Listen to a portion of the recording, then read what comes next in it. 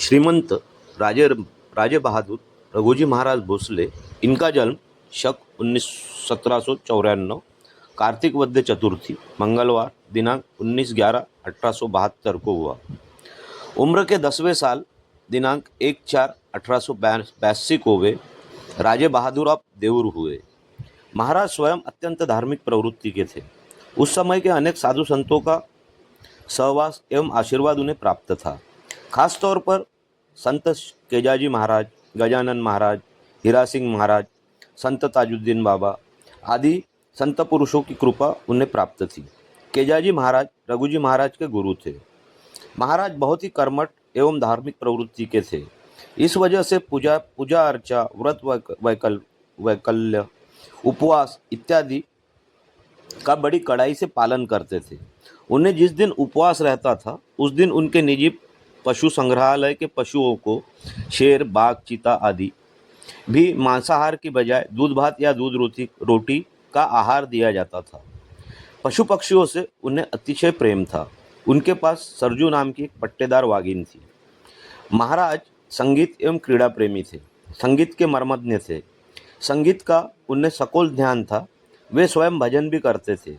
इस वजह से बाड़े में हरदम ही कीर्तन भजन के कार्यक्रम चलते थे।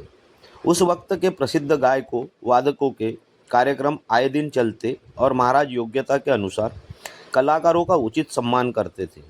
क्रीड़ा प्रेमी होने की वजह से कुश्तियाँ, बैलों के पट, मुर्गों की लड़ाइयाँ, अश्वलों की कुश्तियाँ और अन्य मैदानी खेलों का भी आयोजन समय पर हुआ करता। महाराज धार्मिक अवश्य थे, परंतु धर्मनिरपेक्षता का गुण उनमें प्रमुख था। जिस उत्साह से वे हिंदू त्योहारों को मनाते, उसी उत्साह से मुहर्रम, उर्स आदि में भी रस लेते। बाबा ताजुद्दीन औलिया की सेवा एवं उनके प्रेम के ही फलस्वरूप आज सकरदरा स्मृति मंदिर अस्तित्व में है। रामटेक का प्रसिद्ध राम मंदिर जातिभेद के जाल से मुक्त कराकर उन्होंने सर्वधर्मियों के लिए खुला किया। महाराज कर्तव्यनिष्ठ, कला प्रेमी, धर्म प्रेमी, उदार हृदयी थे। वे अनेक क्रीड़ा प्रकारों में माहिर थे। महल में बसंत पंचमी का उत्सव बड़े जोरों से मनाया जाता था। यह उत्सव 10 दिन तक लगातार मनाया जाता था। बड़ा हौद 10 दिनों तक रंग से भरा रहता।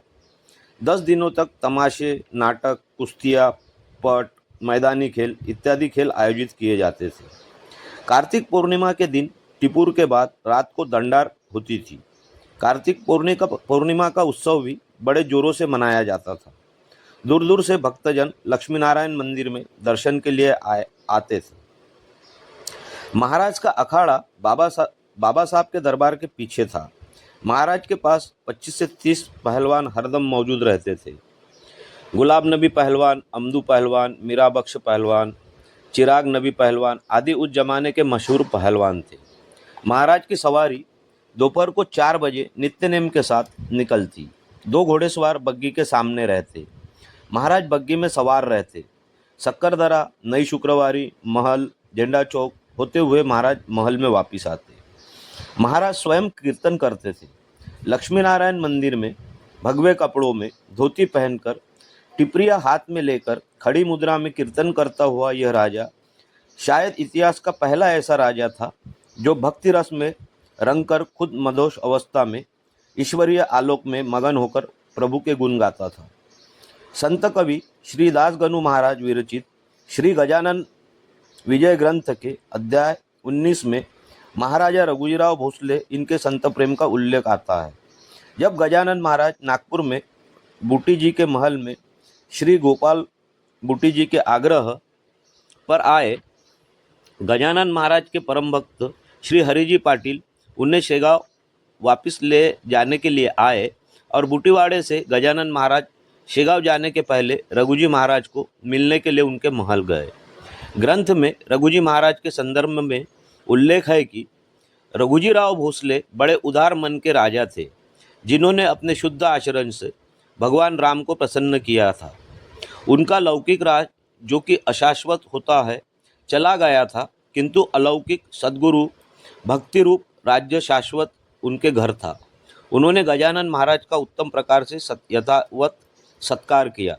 श्री गजानन विजय ग्रंथ अध्याय 19। महाराज स्वयं पतंग उड़ाते थे। 2 आदमी पतंग पकड़कर उड़ाने के लिए ले जाते। 2 से 2.5 मीटर के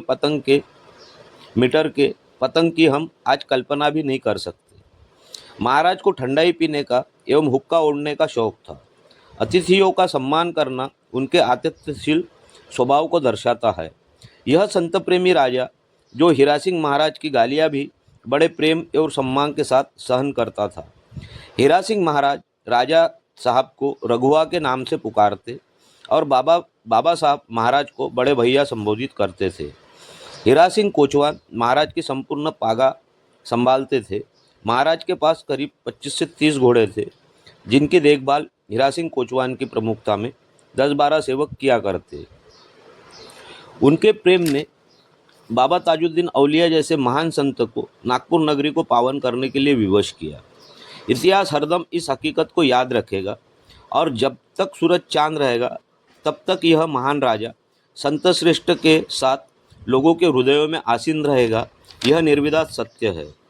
बाबा हुजूर द्वारा दिया गया बड़े भैया का रुतबा संत श्रेष्ठ का उनके प्रति आदर एवं प्रेम दर्शाता है। एक राजा जो अपने संत प्रेम के कारण अपनी अमिट छवि लोगों के हृदय में छोड़ गया और बाबा हुजूर की कृपा एवं आशीर्वाद के फलस्वरूप सदा के लिए अमर हो गया। नागपुर नगरी के इस महाराजा बहादुर का स्नेह एवं प्रेम 1958 तक प्राप्त किया। 20/5/1958 को महाराजा बहादुर अनंत में विलीन हुए, परंतु देहावसान के बाद भी उनकी स्मृतियाँ अनंत काल तक लोगों के हृदय में जीवित रहेगी। उनकी समाधि काशीबाई मंदिर में है, जहाँ संत प्रेमी बड़े भक्तिभाव से उन्हें स्नेहपूर्वक श्रद्धांजलि देने के लिए जाते हैं। राजा साहब के निशानची एवं संदल का निशान पिछले 50 सालों से पकड़ने वाले और महाराज के अंतरंग रहे श्री दौलतराव लहानबाजी गावंडे बाबा जी, जिनके पिताजी महाराज के खास सेवकों में गिने जाते थे। हीरा सिंह महाराज ने उनका नाम कमाल रखा था। इनके द्वारा महाराज के बारे में स्वानुभव जमा किए गए हैं। नागपुर के इस राजा को YouTube चैनल ओम बाबा ताज की ओर से विनम्र अभिवादन करते हैं। तेरे मैं कदे में आकर सभी बहक रहे हैं, तेरे मैं कदे में आकर सभी बहक रहे हैं, गया सबका ज़हूर तकवा, गई सबकी पारसाई। मैं राजू सावंत, काबुल कंधार शरीफ से। जय बाबा।